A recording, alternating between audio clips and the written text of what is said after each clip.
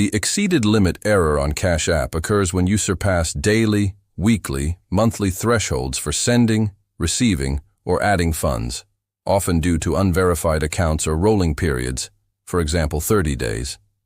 Unverified limits: $250 per week send, $1,000 per 30 days receive.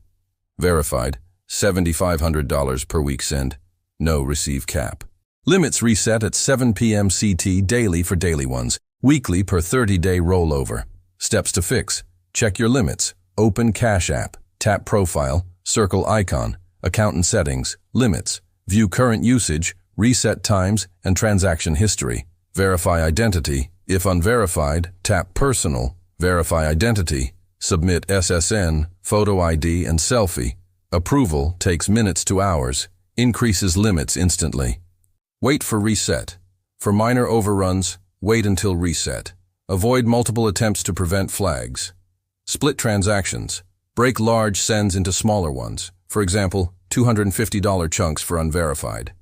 Contact support. Profile. Support. Chat or call 1-800-969-1940.